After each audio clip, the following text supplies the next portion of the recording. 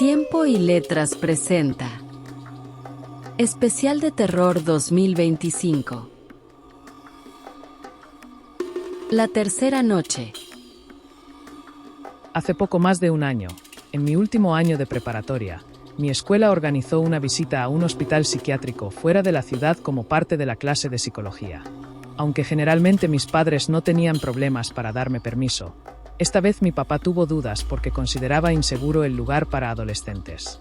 Mi mamá lo tranquilizó diciendo que estos viajes escolares son seguros y que seguramente había personal capacitado en el hospital. Finalmente, mi papá firmó el permiso, pero me dio muchos consejos sobre cómo comportarme y seguir siempre los protocolos de seguridad y las instrucciones del personal y los profesores. Por fin llegó el día de la salida escolar, algo que todos esperábamos.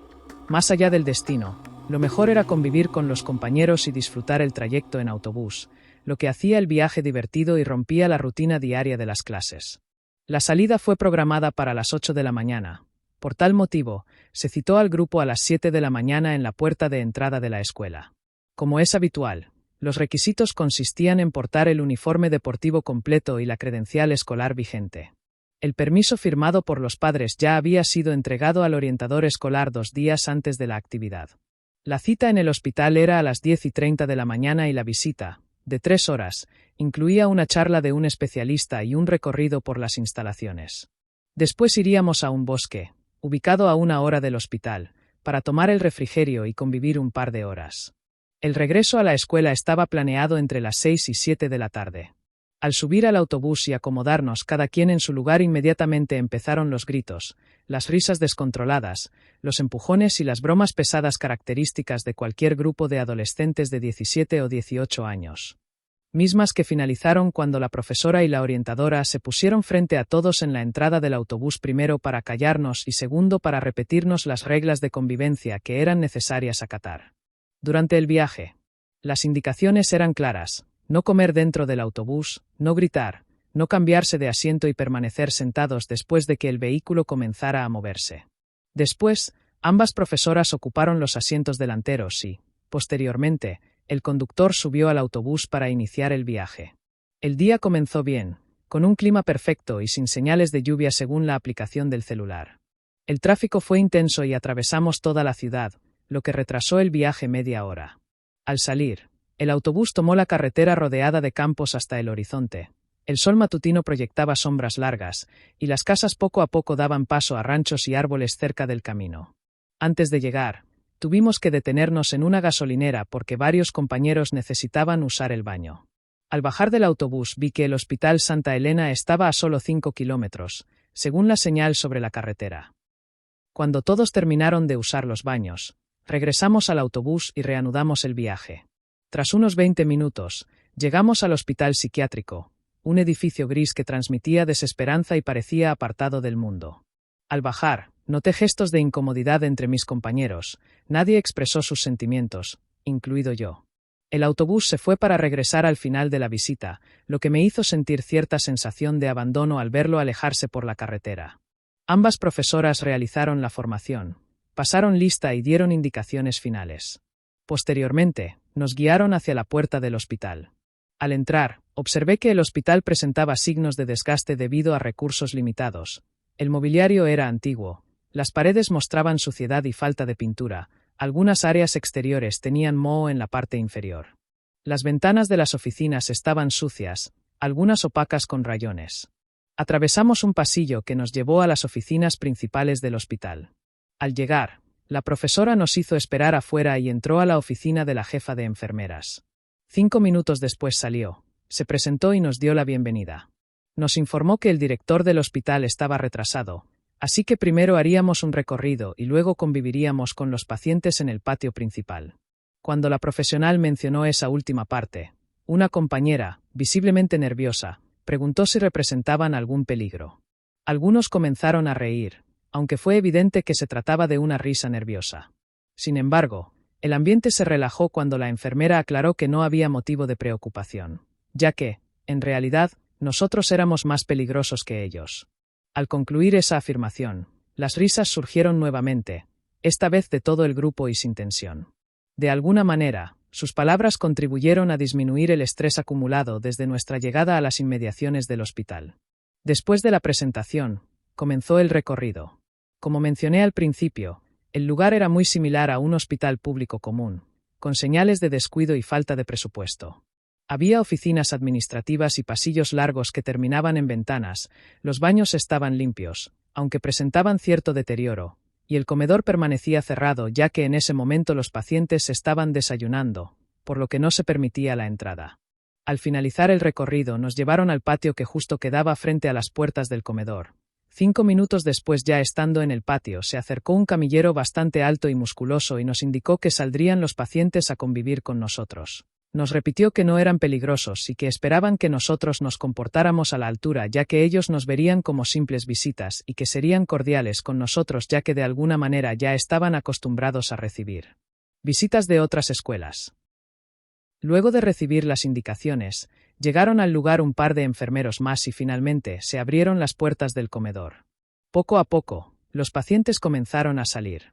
Sentí cierto nerviosismo e incluso algo de miedo, pero al verlos esos sentimientos desaparecieron. Eran personas comunes. La mayoría estaban en pleno uso de sus facultades, aunque tenían algunos episodios psicóticos que, en general, no representaban un peligro considerable. Conversamos con varios de ellos, algunos nos pidieron jugar, e incluso uno en particular se comportaba como galán de telenovela, ya que creía estar actuando y se dirigía especialmente a las compañeras, imitando gestos y movimientos como si fuese un miembro de la familia real inglesa. Dicha convivencia nos relajó a todos. Estuvimos en el patio alrededor de media hora hasta que la profesora nos pidió ir al auditorio porque el director del hospital había llegado para iniciar la charla. Nos sentamos y, 5 minutos después, el doctor Rubio, de unos 45 a 50 años, comenzó su exposición. Al principio me pareció algo arrogante, pero su charla sobre la historia del hospital, el personal y las enfermedades mentales que se trataban allí resultó muy interesante. Nos dio varios ejemplos, incluso especificó dichas enfermedades en algunos de los pacientes que recién habíamos conocido. En ese momento, hizo una pausa para preguntarnos si teníamos algunas dudas respecto a lo que se había expuesto hasta ese momento. Una compañera alzó la mano y preguntó si tenían pacientes de alto riesgo. El director afirmó que sí.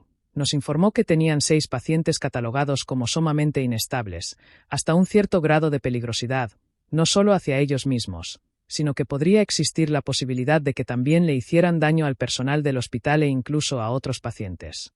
Comentó que a esos pacientes los tenían en el ala derecha del hospital, en área restringida, y con revisión y supervisión continua por parte de enfermeros y algunos elementos de seguridad del hospital. Destacó que, en ese momento, el hospital carecía de los recursos suficientes por parte del gobierno. Sin embargo, de alguna manera, entre todos se las arreglaban para mantener el hospital de la mejor manera posible, funcional, pero sobre todo en condiciones de seguridad, sobre todo para aquellos pacientes. Prosiguió la plática con la descripción del comportamiento de aquellos pacientes. Realmente, hasta ese momento, ninguno de ellos había tenido algún cuadro de violencia excesiva ni mucho menos había cometido algún daño considerable hacia algún otro paciente o personal del hospital. Pero varios de ellos se habían mostrado bastante agresivos, haciéndose daño a ellos mismos. Habló de uno al que le llamaban el pintor, el cual se la pasaba dibujando sobre hojas de papel, incluso algunos cuadros que le habían proporcionado. Más tarde comprobaríamos que, en efecto, pintaba bastante bien. El problema con el pintor era que se molestaba o experimentaba una furia incontrolable cada vez que daba explicaciones sobre el significado de su pintura y la persona que lo escuchaba no entendía lo que hablaba. Y cuando explotaba y se empezaba a hacer daño a sí mismo. Al platicarlo, la sala estaba en completo silencio, ya que el tema de alguna manera proporcionó suspenso en la plática de aquel doctor. Cuando de un sobresalto comenzó a vibrar mi celular, era tanto el silencio en la sala que la simple vibración se escuchó por todos lados, incluso la profesora se dio cuenta de ello. La insistencia en la vibración hizo que sacara el celular para ver quién me estaba llamando. Era mi mamá, el identificador de llamadas entrantes lo indicaba. Me pareció extraño, ya que mi mamá sabía que estaba en una visita escolar, por lo que pensé que podría ser una emergencia. Al levantar la mirada y ver a mi profesora con una mirada molesta, me indicó que saliera de la sala para atender la llamada. Me levanté y salí de la sala. Justo cuando iba a contestar el celular, dejó de vibrar. Inmediatamente busqué el contacto de mi mamá y le regresé la llamada. Sin embargo, Al parecer la falta de señal en ese lugar provocó que ni siquiera diera tono al intentar llamarle. Lo intenté un par de veces más con el mismo resultado. Al levantar la mirada, vi justo frente a mí un pasillo oscuro, donde al final se veía una ventana que alumbraba de forma muy débil el final del pasillo. Decidí caminar hacia aquella ventana. Mientras pasaba por aquel pasillo oscuro, observé las paredes color blanco, aún más desgastadas que las del hospital en general. En la parte superior de las paredes, algunas lámparas fluorescentes atrapaban insectos que parpadeaban y sonaban como pequeños cortocircuitos que provocaban sombras inquietantes sobre la pared. El olor a desinfectante barato o cloro se intensificó. Al llegar a la ventana, intenté de nuevo llamar a mi mamá sin tener éxito. Empecé a moverme de un lugar a otro. Incluso alcé el celular para ver si de algún lado podría agarrar señal. Y justo en ese momento, tuve un sobresalto al ver, en una esquina donde se formaba un pequeño espacio escondido entre la pared y un estante gigante de productos y herramientas de limpieza, a un hombre sentado en cuclillas, recargado sobre la pared. Su rostro estaba demacrado, pálido, con ojeras oscuras bajo los ojos que parecían haber visto demasiado. Su cabello estaba despeinado, sucio, y su ropa estaba desgastada y manchada. No se movía, no parpadeaba, simplemente estaba allí presente, en cuerpo, pero ausente en espíritu. Luego del sobresalto, lo único que me salió de decir fue, perdón. Y justo en ese momento, su mirada se volvió hacia mí. Ya era algo viejo, por lo que de alguna manera me dio un poco de confianza, ya que le encontraba rasgos similares a mi difunto abuelo. Me dijo, hola. Soy Jaime. ¿Tú quién eres? Al decirme su nombre, noté que se quería incorporar, pero le costaba trabajo, por lo que decidí ayudarlo. Lo tomé de la mano e hice contrapeso en mi cuerpo para que se incorporara. Al hacerlo, me dio las gracias y me dijo que se había perdido y que no sabía dónde estaba. Le contesté que no se preocupara, que lo llevaría con las enfermeras. Para después, juntos cruzar de nuevo por aquel pasillo tan inquietante, pero ahora de regreso. Mientras cruzábamos, se hizo eterno. Su andar era lento y torpe. Me preguntó de dónde venía y le respondí que estaba de visita por la escuela. Me volvió a dar las gracias por mi ayuda y me dijo que para un viejo como él era difícil poder ubicarse y que siempre se perdía en cualquier lugar. «Qué buen muchacho eres», me dijo, y justo en ese momento se detuvo a caminar. Aún faltaba poco para salir de aquel pasillo. Al darme cuenta, intenté con empeño y esfuerzo jalar de él para que siguiéramos caminando ambos, pero él se rehusó. Y justo antes de que la situación se volviera incómoda, metió la mano en la bolsa de su pantalón, ya desgastado por el uso, y sacó una cadena de oro y me la puso en la mano, diciendo que era un regalo en agradecimiento. Mi respuesta automática fue de sorpresa y extrañeza. Pero justo cuando le iba a decir que no y regresarla a su mano, se escucharon unos pasos en la entrada del pasillo. Era uno de los enfermeros. Cuando cruzó de frente al pasillo, noté que volteó y en un parpadear de ojos me dio la impresión de que no se había dado cuenta, porque siguió su andar. Pero inmediatamente después se regresó de forma muy alarmante. «¿Pero qué hace aquí?», gritó. Tanto el anciano como yo nos alteramos. Lo sentí porque apretó mi brazo de forma excesiva. El enfermero comenzó a llamar a los guardias de seguridad mientras corría hacia nosotros. Cuando llegó, me empujó hacia un lado y comenzó a detener al anciano, quien empezó a gritar y a tratar de defenderse. Inmediatamente llegaron los guardias y el enfermero inmediatamente arrinconó al anciano casi contra la pared. Solo se escuchaban gritos tanto de dolor por parte del anciano como del enfermero, que cuestionaba a los guardias el por qué estaba suelto y fuera de su cuarto aquel paciente. La escena me dejó impactado. Quería ayudar al viejito. Me parecía excesiva la fuerza que estaban aplicando 3 personas sobre él. Pero increíblemente, a pesar de ser 3, el anciano les causó mucha dificultad para reducirlo. Segundos después, llegó una enfermera y le aplicó una inyección, lo que provocó que el anciano dejara de forcejear. Debido al bullicio, tanto el doctor Rubio como mi profesora y algunos compañeros salieron del auditorio. Al verme, mi profesora rápidamente se acercó a mí y me preguntó si estaba bien. Le contesté que sí, que no me había pasado nada, y en ese momento decidí omitir todo lo que había pasado antes. Por lo cual, a percepción de ella y mis compañeros, deduje que pensaron que tan solo había estado en la entrada del pasillo hablando por celular y que de un momento se había aparecido aquel viejito loco. No pasó nada más, por aquel incidente tuvo que terminar la visita guiada. De alguna manera, aquella plática era la última actividad y de igual forma ya estaba a punto de finalizar el director, por lo cual la maestra y la orientadora nos reorganizaron para salir de aquel hospital. Justo antes de salir, pasamos por la oficina del director y ahí fue donde vimos la pintura de aquel paciente de alta peligrosidad. Al salir del hospital, ya estaba esperándonos el autobús, y de alguna manera sentí alivio, ya que de alguna manera el incidente que había tenido sí me había afectado, aunque traté de disimularlo para no ser blanco de burlas o preguntas de mis compañeros. Una vez puesto en marcha el autobús, abrí la ventanilla y me quedé viendo una de las ventanas del hospital. Me pareció ver a aquel anciano observando nuestra partida. Inmediatamente cerré la cortina y, ya estando lejos de aquel lugar, abrí el puño de mi mano para observar con más detenimiento aquella cadena y que de alguna manera escondí para que nadie se diera cuenta de que la traía y mucho menos que su dueño era aquel anciano loco. Sé que estuvo mal, sé que debí reportarla, pero de alguna manera me quise hacer creer a mí mismo que no había sido un robo, ya que el propio paciente me la había dado. En realidad, pensé en que pronto finalizaría el curso y los gastos por temas de graduación, fiestas e incluso el viaje a Cancún de fin de escuela saldrían bastante caro, por lo cual pensé que esa cadena tendría algún tipo de valor y con ello podría ayudar a mis papás a sobrellevar aquel gasto. La siguiente parada fue en un parque que se encontraba poco antes de entrar de nuevo en la ciudad. La idea era tener un momento de esparcimiento, convivencia y en sí para tomar un refrigerio. Sin embargo, a pesar de mi disimulo, no me sentía con muchos ánimos. Sentía mi cabeza pesada y con un zumbido que iba y venía durante todo nuestro tiempo en el parque. No me dio apetito, prácticamente estuve jugando con mi comida y en realidad, todos los ruidos que hacían mis compañeros al jugar, las pláticas que por lo regular eran ensordecedoras de mis compañeras, me parecieron desapercibidas. Incluso en una ocasión, uno de mis mejores amigos pasó su mano frente a mí para llamar mi atención, ya que me estuvo llamando y yo me encontraba con la mirada perdida. Pasaron un par de horas en aquel lugar y por fin tomamos el autobús de regreso a la escuela. El viaje para mí se convirtió en un suplicio de regreso.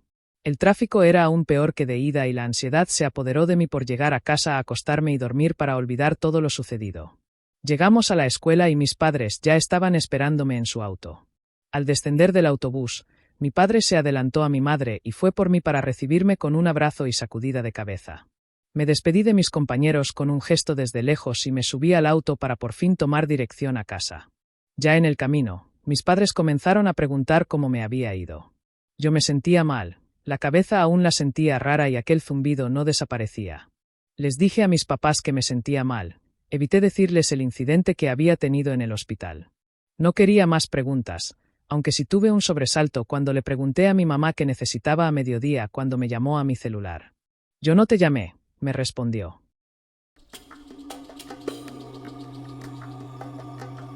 Quedé sumamente extrañado. Estaba completamente seguro de que había visto su nombre sobre la pantalla. Sin embargo, era tanto mi hartazgo que decidí no seguir cuestionando y dejarlo pasar. Lo que quería era dejar de pensar para ver si así se iba de mi cabeza ese maldito zumbido. Solo les dije que me sentía mareado por haber estado tantas horas en el autobús.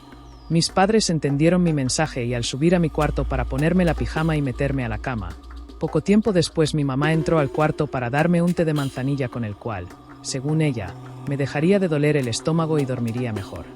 Esa noche tuve un sueño muy profundo. Realmente, en cuanto cerré mis ojos me perdí y los abrí hasta casi mediodía del día siguiente. Era sábado, por lo cual no hubo problemas en levantarme a esa hora. El dolor de cabeza se había ido, el zumbido había desaparecido, por lo cual pensé que en efecto había sido la fuerte impresión que había tenido en aquel hospital. Fue un fin de semana bastante normal, un sábado de quehaceres del hogar y un domingo de descanso familiar viendo películas y comiendo en familia. Por la tarde del domingo saqué la cadena de mi mochila para verla una vez más. Era una cadena de oro bastante gruesa y brillante, con un dije bastante extraño que no le encontraba forma. Por más que lo observé, lo más cercano que le pude encontrar parecido fue como un ojo, el cual en el interior se formaban serpientes que se entrelazaban, o al menos era la única descripción que podía encontrar en ese momento, aunque no fuera nada lógica. Sin embargo, al darle forma de ojo, de alguna manera me hipnotizó por un momento, quedando perdido entre aquella forma y el extraño brillo del cuerpo de la cadena. Solo pude salir de aquel lapso con el ladrido ensordecedor de un perro que venía de la calle. Me paré de la cama, metí la cadena en mi buró y me asomé por mi ventana que daba a la calle para observar de dónde venían aquellos ladridos. Cuando abrí la cortina, observé que aquellos ladridos ensordecedores venían del perro del vecino que vivía enfrente de nuestra casa, cruzando la calle. El perro se llamaba Bobby, y para ser franco, llevaba ya años con el vecino, calculando unos 6 o 7 años, por lo cual para la mayoría de los vecinos de la calle nos resultaba familiar y en cierto punto agradable. Era un labrador, por lo cual ese tipo de perros son físicamente amigables y juguetones. Sin embargo, en esa ocasión el perro no dejaba de ladrar. Dos cosas me llamaron poderosamente la atención. Primero, que al observar más detenidamente a Bobby me di cuenta de que a quien le ladraba y gruñía era a mí. No me quise hacer esa idea, ya que para mí parecía imposible. Pero enfoqué más mi mirada en él y su agresividad aumentó sin dejar de verme a los ojos. Aquellos ladridos me resultaban ensordecedores, al tal grado que sentí la necesidad de tapar mis oídos con mis manos. Pero lo peor fue que al darme cuenta de la gente que pasaba por la calle frente a la casa de Bobby, daba la impresión de que no se daban cuenta o no les afectaba los ladridos tan ensordecedores y agresivos de Bobby. El ruido cada vez era más ensordecedor. Sentía que sus ladridos me taladraban dentro de mi cabeza, por lo cual decidí cerrar la ventana y correr la cortina para alejarme y sentarme sobre mi cama. Al hacerlo, inmediatamente cesó aquel ruido que me estaba haciendo daño. El sentimiento de extrañeza regresó a mí. Sin embargo, no me atrevía a decirles nada a mis papás, primero por miedo y segundo por realmente no saber de qué forma explicar mi sentir. Bajé a tomar leche con mis papás, haciendo un esfuerzo para que ellos no notaran algo anormal en mí. Al finalizar la cena, subí a mi cuarto a dormir un poco más temprano de lo normal, argumentando a mis papás que al otro día tenía exámenes en la escuela. Me acosté y al cerrar mis ojos pensé que de nuevo me perdería y me sentiría mejor, como aquella primera noche después de regresar del hospital. Pero lamentablemente no fue así. La primera noche prácticamente no pude dormir. Me la pasé dando vueltas sobre la cama. Cuando el cansancio me ganaba y lograba cerrar mis ojos, venían sueños a mí, poco claros, que tenían que ver con la muerte de mis padres e incluso de algunos familiares cercanos. Realmente eran sueños inexplicables e ilógicos, pero que no me dejaban dormir. El zumbido se mantenía incluso dormido, ya que de alguna manera en varios lapsos de mi sueño sentía que me mantenía consciente. Al despertarme producto de la exaltación de ver a mis padres muertos, inmediatamente sin tener control se me volvían a cerrar los ojos y seguía soñando con lo mismo. En un par de ocasiones me levanté y, mientras podía, trataba de tranquilizarme y despejar la mente. Pero de nuevo, inmediatamente me dormía y volvía a soñar con lo mismo. El último sueño que tuve fue ver a mi mamá muerta sobre un ataúd y, al acercarme a ella, noté que de sus ojos salían lágrimas a pesar de verla muerta. Justo en ese momento me dieron ganas de llorar, incluso me parece que en realidad lo hice. Se podría decir que aquella noche más que de pesadilla fue una noche de melancolía. Al día siguiente desperté con una tremenda sensación de pérdida y tristeza, a pesar de saberme ya despierto. Tardé algunos minutos en reponerme y convencerme a mí mismo de que todo había sido un sueño, aunque para ser sincero ya presentía que algo estaba mal y que ese algo tenía que ver con mi visita a aquel hospital. Al bajar a desayunar antes de irme a mi escuela, mi padre ya se había ido a trabajar, solo estaba mi madre y ya me estaba esperando para darme el desayuno. Me notó cansado, me notó raro. Al preguntarme si estaba bien le dije que sí, pero que me sentía muy cansado. Ella dedujo que tal vez era porque estaba a punto de enfermarme, por lo cual me pidió que mantuviera al tanto de mi estado de salud y del cómo me sentía al transcurrir el día. El día transcurrió de forma normal, aunque para ser franco, a pesar de tratar de fingir dicha normalidad en mis momentos de soledad, regresaba aquel sentimiento de pérdida y tristeza que la noche anterior me había abrumado todo el tiempo y que no me había dejado dormir. Al llegar a casa, mi padre me preguntó cómo me sentía. Yo, de alguna manera, no quería preocuparlos, por lo cual les dije que bien. Comí con ellos y al finalizar me puse a hacer varias tareas que tenía pendientes, por lo cual se me fue toda la tarde, ya que me era imposible fijar mi atención, sobre todo en la tarea de álgebra, por lo cual el tiempo destinado que tenía para hacer la tarea se alargó. Llegó un momento en el cual me desesperé al no poder resolver los problemas y decidí dejar la tarea para otro día e irme a acostar, ya que las pocas horas de sueño que tuve la noche anterior ya me estaban cobrando factura y el sueño me estaba invadiendo. Me fui hacia la cama e inmediatamente quedé dormido. Eran apenas las 8 de la noche, yo estaba acostumbrado a dormir entre 11 y 12 de la noche, por lo cual inevitablemente me despertó el ruido de la televisión de mi cuarto, la cual se había quedado encendida. Al despertar, vi que estaban pasando un vídeo de un youtubero que se dedicaba a hacer reseñas de sus múltiples viajes. No le presté demasiada atención y sin apagar la televisión de nuevo cerré mis ojos para volver a dormir. Sin embargo, al momento de estar dormitando, aún seguía pendiente del ruido del televisor, incluso de una gotera fuera de la casa que estaba golpeando sobre la marquesina de mi ventana, ya que durante toda la noche había estado lloviendo. Me sentí atrapado entre el sueño y el sonido de la televisión y el tic-tac de la gota de agua cayendo. Cuando de un momento a otro el ruido de la gota paró y la voz lejana de aquel influencer en la televisión desapareció. Eso me puso alerta. Pensé en que se había ido la luz o no me explicaba porque de un momento a otro había un silencio total. Abrí mis ojos y vi la televisión encendida pero completamente en silencio, y justo ahí me di cuenta de que no me podía mover. El zumbido regresó a mi cabeza tan fuerte que quise mover mis brazos para tapar mis oídos, pero me fue imposible. Entré en un momento de desesperación total. Intenté tranquilizarme para salir de aquella parálisis, pero justo cuando pensé que lo estaba logrando, mi cuerpo se tensó por completo. Lo único sobre lo que tenía control eran mis ojos. Y justo en ese momento, vi una sombra con figura humana que salía del lado contrario de la cabecera de mi cama, sobre mis pies. Al principio, solo era una sombra que empezó a recorrer sobre mis piernas. El pánico me invadió, la desesperación por moverme y gritar y no poder hicieron que por un momento perdiera la cordura. Luego de aquella sombra, salieron unas manos huesudas que parecían garras y comenzaron a apretar mis muslos. La tensión aumentaba cada vez más, el apretón me dolía cada vez más y más, incluso sentí que me quemaban mis piernas. Traté de desviar mi mirada hacia el techo y cuando lo logré, la tensión cesó. Creí que había terminado todo y que pronto recuperaría el control sobre mi cuerpo. Pero al bajar la mirada de nuevo hacia mi cuerpo, un grito ensordecedor que casi revienta mis oídos me hizo llegar al terror total.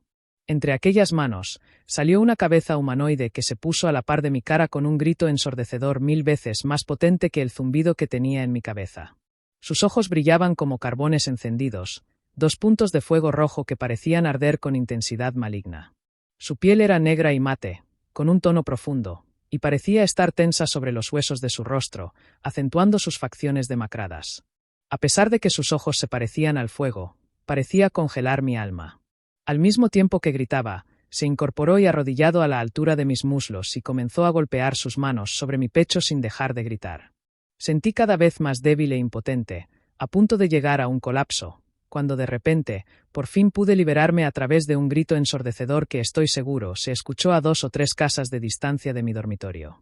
Grité con todas mis fuerzas y posteriormente me desvanecí sobre la cama, teniendo aún dudas sobre si me había quedado dormido o había sufrido un desmayo. Al abrir mis ojos al tercer día, por un momento desperté sin conciencia de lo que había pasado la noche anterior. Al intentar reincorporarme, sentí un gran dolor en mi pecho que me impedía respirar con normalidad. Hice un segundo esfuerzo por reincorporarme, pero el dolor en las piernas me lo impedía. Dejé de intentarlo y grité a mi madre, aún sin recordar lo que había pasado la noche anterior. Al entrar, me vio y se dio cuenta de mi estado deplorable. «Lo sabía», dijo. «Sabía que te estabas enfermando». Se acercó a mí, puso su mano sobre mi frente y me ayudó a reincorporarme. Me dijo que estaba caliente debido al calor intenso del cuerpo, que seguro tenía temperatura, y dedujo que el dolor en mis piernas se debía a que tenía el cuerpo cortado, llegando a la conclusión de que había agarrado una gripe o resfriado en la calle o en aquel hospital al que había ido la semana anterior. Ese día no fui a la escuela, me quedé en casa reposando todo el día sin salir de mi cuarto. Tanto mi madre como yo pensamos que lo mejor era intentar con reposo, vapor, té y antigripales. Si al siguiente día me sentía igual o peor, o mínimo con algún rasgo de mejoría, iríamos al hospital. Todo el día me sentí muy débil, la falta de apetito comenzó a hacer estragos. Poco después del mediodía regresó el zumbido y fue justo en ese momento cuando recordé lo que había pasado la noche anterior. No podía sacarme de la cabeza las manos y la figura de aquella cosa que se había subido sobre mí en la cama. Recordé en qué momento entré en parálisis justo cuando paró el tic-tac de las gotas de lluvia e inevitablemente comencé a sentir miedo. Quería hablar de ello con mis padres. Sin embargo, me daba pena, incluso ni siquiera sabía cómo explicar los extraños sueños que tuve la primera noche y lo vivido la noche anterior. Al final decidí esperar. Pensé que al igual que mi madre había decidido llevarme al hospital al siguiente día, también yo esperaría a que fuera el siguiente día para hablar con ellos en caso de que las cosas empeoraran, deseando con todo mi corazón que todas esas cosas inexplicables, así como mi estado de salud, cesaran. Fue inevitable que llegara la noche. Gracias a los medicamentos, sentí una intensa mejoría, sin embargo, aún me sentía débil. Me acosté de frente al televisor, abrí YouTube para ver unos resúmenes de partidos de fútbol y al empezar a sentir sueño, sin apagar la televisión, me volví en forma fetal para tratar de dormir. No pasaron ni 5 minutos cuando el peso de mis ojos me obligó a cerrarlos para entrar en un profundo sueño. No tengo idea cuánto tiempo pasó cuando el zumbido regresó a mi cabeza de forma más intensa, provocando que abriera los ojos. Por un momento pensé que de nuevo había entrado en una parálisis de sueño como la noche anterior. Sin embargo, moví mis dedos e incluso mi cabeza y reaccionaron de forma normal. Sin embargo, comencé a escuchar un jadeo dentro del armario. Me llamó la atención y a pesar de no estar paralizado, el miedo me inmovilizó, provocando que fijara la mirada en lo oscuro del armario. El jadeo empezó a escucharse más intenso y al enfocar la mirada, vi a Bobby, el perro del vecino, echado sobre sus 4 patas. Sin embargo, se veía raro ya que al estar dentro del armario a oscuras no podía apreciar por completo su cabeza, pero se notaba cansado, jadeando en exceso y ligeramente más flaco de la cara. El pelo de su cara se veía sucio y los colmillos le sobresalían de manera grotesca de su hocico. A pesar de no poder encontrar explicación de su presencia, lo llamé por su nombre. Mi voz sonó temblorosa y al escucharme, dejó de jadear y se escuchó un débil chillido a la vez que se hacía hacia atrás para perderse por completo en la oscuridad del armario, con excepción de sus ojos que se volvieron rojos tal y como los ojos de aquella presencia sepulcral de la noche anterior. Al verlo, me congelé. El miedo me invadió. El temor de levantarme de la cama me impidió siquiera poder mover un músculo cuando de un momento a otro aquel leve chillido terminó para dar entrada a un gruñido feroz. Levanté la mirada y detrás de él vi la misma presencia que me había atacado la noche anterior, sujetando a Bobby con una cadena de metal bastante gruesa y pesada. Lo vi a plenitud, a diferencia de la noche anterior. Aquella figura se erguía como una sombra viviente, su cuerpo alto y delgado parecía estirarse hacia el techo como si fuera una columna de humo negro. Y en ese momento, de nuevo vi aquellos ojos incandescentes fijos en mí. Por primera vez noté su sonrisa, ya que se desplegó como una grieta en la oscuridad, una curva cruel y antinatural que parecía partir su rostro en dos. Sus labios eran finos y pálidos, estirados hacia atrás revelando sus dientes afilados y amarillentos que parecían manchados de sangre. Comencé a sudar frío y justo cuando intenté mover una pierna para ponerme de pie y correr hacia la puerta, aquel demonio solo liberó un tramo de la cadena que sujetaba a Bobby para que éste se lanzara sobre mí, gruñendo de tal forma que mis oídos estuvieron a punto de reventar, obligándome a hacerme hacia atrás, golpeando en la pared. Y fue en ese momento que grité pidiendo auxilio a mi padre. Cerré los ojos y me tapé los oídos sin dejar de gritar. A pesar de mi intento por dejar de escuchar con mis manos sobre mis oídos, escuchaba el gruñido de Bobby a centímetros de mi cara, incluso sentía el aliento y la saliva salpicando sobre mi rostro del perro. Pocos segundos después, escuché a mi papá fuera de mi cuarto gritando mi nombre. Abrí los ojos y volví a gritar pidiendo auxilio. El perro seguía a centímetros sobre de mí y la cadena estirada aún sujetada por el demonio. Al notar la desesperación de mis gritos, mi padre pateó la puerta en más de 3 ocasiones. Cuando finalmente se abrió la puerta, abrí los ojos y el perro ya no estaba sobre de mí. Mi padre tan solo me pudo observar a mí, arrinconado en mi cama sobre la pared. Justo cuando estuvo a punto de entrar mi padre al cuarto, el demonio lo volteó a ver sin que mi padre notara su presencia y la puerta se cerró golpeando a mi padre, aventándolo hacia afuera del cuarto. Decidí dar un brinco sobre mi cama y arrastrándome, intentar llegar a la puerta. Mi llanto aumentó y a la vez seguía escuchando el gruñido del perro, la cadena que lo sujetaba arrastrándose sobre el piso en combinación con los gritos de mi madre. Esperamos les esté gustando. En Tiempo y Letras agradecemos su confianza. No olviden darle me gusta y suscribirse. Continuamos. Tal fue mi desesperación que no me importó y seguí arrastrándome hasta llegar a la puerta. La abrí y mi padre seguía ahí e inmediatamente me abrazó junto con mi madre. Fueron minutos de pánico y temor que ya había contagiado a mis padres. Al recobrar la cordura, mi padre se paró y entró al cuarto preguntando quién estaba ahí, buscando por todo el cuarto, pero no había nada. Su cabeza comenzó a hincharse producto del golpe que le había dado la puerta. Al no ver a nadie dentro del cuarto, salió del cuarto, cerró la puerta y nos ayudó a mi madre y a mí a reincorporarnos y llevarnos hacia la sala. Transcurrieron cerca de 10 minutos en que pudiéramos tranquilizarnos y recobrar la cordura. La adrenalina por fin cedió para dar paso a las preguntas de mi padre. ¿Qué pasó? ¿Quién estaba contigo? ¿Quién me golpeó con la puerta? Fueron algunas de sus múltiples preguntas. No sé, no sé, no sé, le respondí con desesperación. Llevaba días sintiendo esa presencia, pero no me atrevía a decirles. Para de nuevo empezar a llorar. Mi madre intentó tranquilizarme. Tenerme entre sus brazos me ayudó a sentirme por primera vez a salvo. Sin embargo, era difícil poder llegar a una explicación coherente. Ya estando los tres en el cuarto de mis padres, nos acostamos los tres, quedando yo en medio. El terror vivido una hora antes evitó algún tipo de vergüenza en mí por estar en la cama de mis padres en medio de los dos, como si tuviera 5 años. Al desaparecer la adrenalina, me perdí profundamente y por fin pude dormir. Al abrir los ojos, vi a mi madre aún dormida junto a mí, pero el lado de la cama de mi papá estaba vacío. Al sentir mi movimiento, mi madre se despertó e inmediatamente me preguntó si estaba bien y cómo me sentía.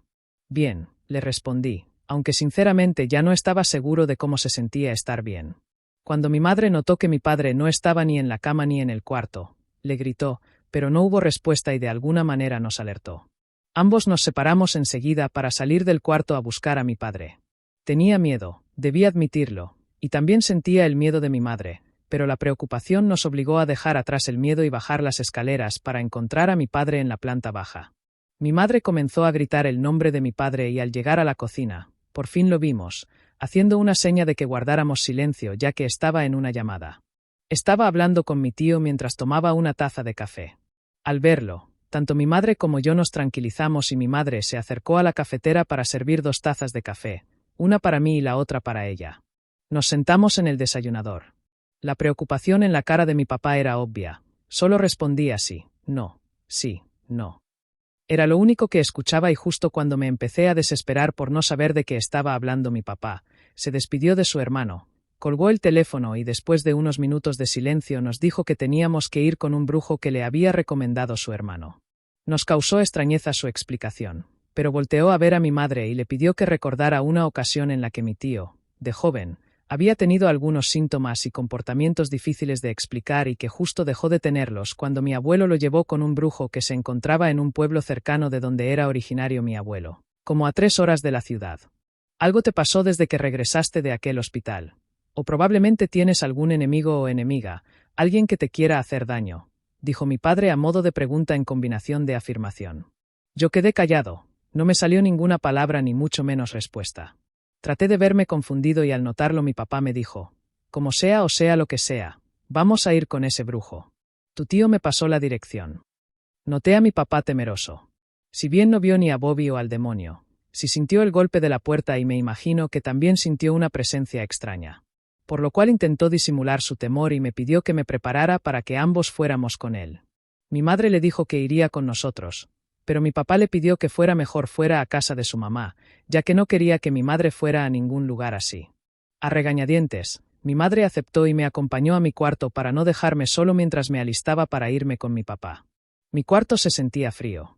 Mi ropa se encontraba dentro de aquel closet donde un día antes había presenciado ese escalofriante encuentro con el demonio. Dudé, pero mi madre intentó darme fuerzas abriendo ella misma y sacando la ropa que me pondría. Me senté sobre la cama esperando a que mi madre sacara mi ropa y sin que se diera cuenta, saqué la cadena que me había traído del hospital psiquiátrico. La guardé en mi bolsa de la pijama y cuando me puse la ropa de calle, la guardé en una de las bolsas de mi pantalón de mezclilla. Mi madre no quería quedarse sola en casa. Era obvio que también tenía miedo, por lo cual decidimos pasarla a dejar a casa de mi abuela. Cuando llegamos solo se bajó ella, me dio la bendición y le dijo a mi papá que nos cuidáramos mucho. Solo se bajó ella. Mi padre y yo no nos bajamos para seguir el camino al pueblo de mi abuelo difunto. Tardamos como 4 horas en llegar de nuevo por el tráfico de la ciudad. Ni mi papá ni yo cruzamos palabra durante todo el camino. Solo me contó brevemente la historia del por qué mi tío había acudido en su juventud con ese brujo. En resumen, fue por amor de juventud que había tenido mi tío y que, al terminar con su expareja, ésta lo embrujó y que por eso había acudido con aquel brujo. Me dijo que durante días mi tío había dejado de comer. Se sentía débil y tenía sueños muy pesados casi todas las noches. Mi padre me dijo que él recordaba los gritos de mi tío al despertar todas las noches debido a sus pesadillas. Al escuchar a mi papá, íntegramente pensé que, a pesar de lo desagradable de la historia de mi tío, no se comparaba con lo que me había pasado a mí y que prácticamente a mí casi me atacó un demonio y que lo de mi tío eran sueños, pero lo mío eran presencias materializadas, para nada imaginarias.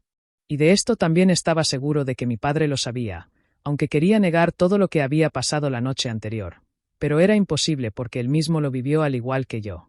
Cuando por fin llegamos al pueblo, pasamos a comer a una fonda. Ya era mediodía y ambos tan solo teníamos el café de la mañana. Cuando terminamos de almorzar, subimos al carro de nuevo para retomar el camino a las afueras del pueblo donde se suponía estaba la choza del brujo del pueblo. La choza del brujo se encontraba escondida dentro de la espesura de los arbustos de un pequeño cerro. Justo el camino se cavaba en las faldas de aquel cerro, por lo cual tuvimos que dejar el carro para seguir a pie. La choza del brujo se erguía en el corazón del bosque, rodeada de árboles retorcidos y maleza espesa. La estructura parecía surgir de la propia tierra, como si las raíces de los árboles la estuvieran sosteniendo. El techo de paja estaba cubierto de musgo y la puerta de madera parecía haber estado tallada en un tronco de árbol. Una columna de humo se elevaba desde la chimenea, llevando el aroma a hierbas secas y algo más, algo oscuro. Mi papá se adelantó y tocó la puerta en varias ocasiones sin recibir respuesta. Justo al poco antes del cuarto intento, poco antes de tocar la puerta, se escuchó una voz en el interior pidiéndonos que entráramos. La puerta no tenía ningún tipo de seguro, por lo cual pudimos acceder sin que nadie nos abriera. Al entrar, había una especie de recibidor. Había un perchero de madera oscura donde colgaban capas y sombreros de distintos estilos, incluso épocas. Un banco de madera bajo y estrecho se extendía a lo largo de una pared, cubierto de cestas y sacos de tela burda que parecían contener objetos misteriosos. Un candelabro de hierro forjado colgaba del techo, proyectando sombras danzantes sobre las paredes e iluminando un pequeño espejo con marco de madera tallada que parecía mostrar más de lo que reflejaba. Un tapiz desgastado colgaba de la pared opuesta, representando un paisaje boscoso con símbolos y criaturas extrañas. Luego de terminar de inspeccionar la cabaña, por fin se abrió una puerta y salió el brujo. Al ver a mi papá, le dijo que necesitábamos su ayuda. Observó a mi papá y le dijo que le recordaba a alguien.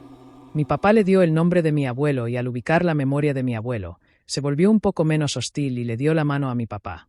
Hasta ahí parecía todo tranquilo, pero justo cuando por primera vez volteó a verme para darme la mano, aquel viejo se echó hacia atrás y su cara cambió completamente, mostrando de nuevo hostilidad combinada con enojo. «¿Qué traes contigo, niño?», me gritó. Me espanté y mi padre se puso alerta, ya que notó cierta agresividad en el brujo. «Es mi hijo», dijo mi padre y se interpuso entre los dos. «No me importa», contestó el brujo. «Sal de aquí y saca lo que traes ahí contigo». Mi padre, aún confundido, le dijo que necesitábamos ayuda. El viejo seguía negándose. Mi padre casi le rogó una vez más que nos ayudara. Cuando el viejo notó que sería difícil sacarnos de ahí, accedió, pero solo lo hizo diciéndole a mi papá que me sacara de su choza. Mi padre volteó a verme y me pidió que me saliera y lo esperara sin alejarme de la choza.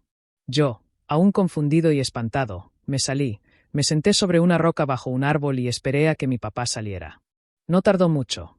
Al salir por la puerta de la choza, el brujo salió detrás de él para cerrar la puerta, no sin antes volverme a dedicar una mirada de desagrado. Agaché la mirada y me paré para acercarme a mi papá. «Vamos», me dijo mi papá. «Regresemos al auto». Le hice caso y ambos bajamos de nuevo el cerro. No salió ninguna palabra de mi padre. Me di cuenta de que evitaba la mirada. Al llegar al carro, nos subimos y ya en el auto, mi papá me preguntó: «¿Qué traes en la bolsa de tu pantalón?». «Nada», le respondí. Mi papá se molestó. «No sé qué es, pero no me mientas», me dijo. Me pidió una vez más que le dijera qué era lo que traía en la bolsa de mi pantalón. No me quedó de otra más que confesar todo entre lágrimas y vergüenza. Saqué de mi bolsa la cadena de oro y se la enseñé a mi papá. «¿De dónde sacaste eso?», me preguntó. Le conté todo, desde mi llegada aquel día al hospital psiquiátrico, la plática en el auditorio, la llamada imaginaria que recibí de mi mamá, aquel pasillo macabro, el encuentro con aquel paciente y por último le dije lo que había hecho al prácticamente robarme su cadena. Mi padre suspiró y le dije que el fin de actuar era para ayudarlos a pagar mis gastos de graduación. Él seguía sin decir nada y yo también me uní a su silencio. «Tenemos que devolver esa cadena», me dijo. Solo me quedó asentir con la cabeza. Arrancó el carro e inició marcha rumbo a aquel hospital donde había comenzado todo. Durante el camino, mi padre llamó al hospital, pidió hablar con el director y aunque le fue negado, al menos pudo lograr una cita con él a las 6 de la tarde por medio de su secretaria. Nos advirtió que el doctor se encontraba allí hasta las 7 de la noche, por lo cual solo podría recibirnos una hora. Poco antes de llegar, el zumbido regresó a mi cabeza, aunque de alguna manera me sentía más seguro en el carro con mi papá que en mi cuarto. Poco a poco empecé a reconocer el camino que llevaba al hospital y el miedo comenzó a apoderarse de mí. Pero de alguna manera, sea lo que sea que me haya pasado, la respuesta estaba ahí en ese hospital y seguramente tenía que ver con esa maldita cadena que tenía en mi poder. Llegamos al hospital poco antes de las 7. Incluso al llegar a la recepción nos negaron la entrada argumentando que el doctor Rubio ya iba de salida. Mi padre se puso un poco violento, argumentó que aún no daban las 7, por lo cual aún estábamos a tiempo. Pero, por otro lado, la señorita de la recepción contestó que nuestra cita había sido a las 6. Justo en ese momento, vi salir al doctor Rubio de su oficina e indiqué con gesto a mi papá que aquella persona era a la que estaba buscando. Inmediatamente mi papá trató de abordarlo. La señorita de la recepción se paró de su asiento para tratar de impedirlo. Sin embargo, aquella escena llamó la atención del doctor Rubio y al ver la desesperación en el rostro de mi padre, accedió a atendernos. Al entrar a la oficina, el doctor nos indicó que nos sentáramos frente a él en su escritorio. Al sentarse en su lugar, le preguntó a mi papá en qué podía ayudarlo. «Tengo un problema con mi hijo, doctor», le contestó mi padre. Al dirigir su mirada hacia mí, el doctor mostró confusión, ya que de alguna manera, al verme, mi rostro le pareció conocido. «¿Te conozco?», me preguntó el doctor. «Sí, la semana pasada vine con mi escuela para conocer el hospital», le contesté. «Oh, es verdad.